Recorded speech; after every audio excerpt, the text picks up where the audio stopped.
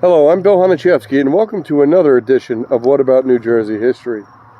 Today I'm in Bayhead, New Jersey, at the Loveland Homestead, the home of the Bayhead Historical Society Museum. According to Historical Society records, when members of the Loveland family settled in this area around 1837, the land at the head of Barnegat Bay was sheltered from the sea by high sand dunes covered with seagrasses.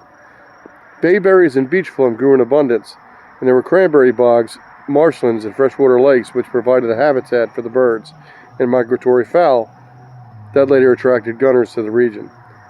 Now, the first purchasers of this land, which later became the hamlet known as Loveland Town, were Judah Allen, who came here from New England in 1685.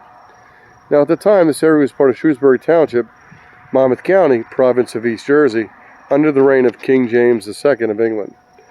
As the Loveland family grew, they steadily increased their land holdings in the area. They married into prominent local families from Point Pleasant and continued to develop their neighborhood through the late 1800s. In the mid-1800s, three land developers from Princeton, Howe, Mount, and Harris, arrived and purchased the land eastward that was to become Bayhead. Developed from the beginning as a resort community for the upper classes, Bayhead attracted many affluent families from New York and Philadelphia. Thanks to the Central arriving from New York in 1882, while the Pennsylvania Railroad came across the state through Trenton and Toms River, crossing the bay and coming up to Barrier Island in 1881.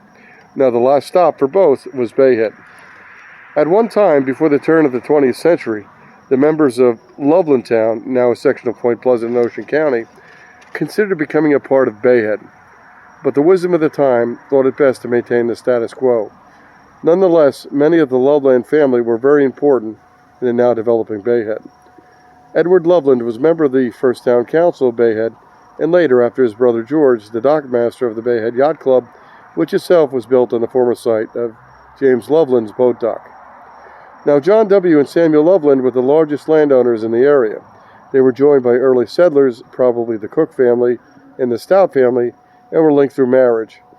In 1867, the Loveland Homestead, currently the home of, as we said, the Bayhead Historical Society Museum, was built by Charles Stout for his daughter Laura upon her marriage to Charles Cook. By 1887, the family had grown, and the back part of the house was added on to accommodate their 7 children. The Loveland family acquired the house in the early 1900s and continued to live here until the Bayhead Historical Society purchased the property in 1997.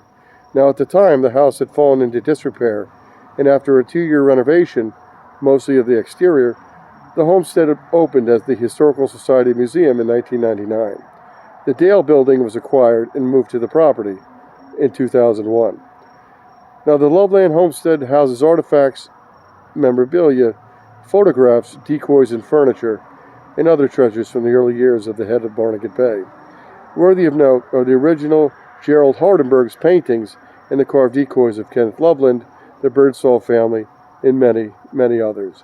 All of these local artists have gained recognition throughout New Jersey and the United States.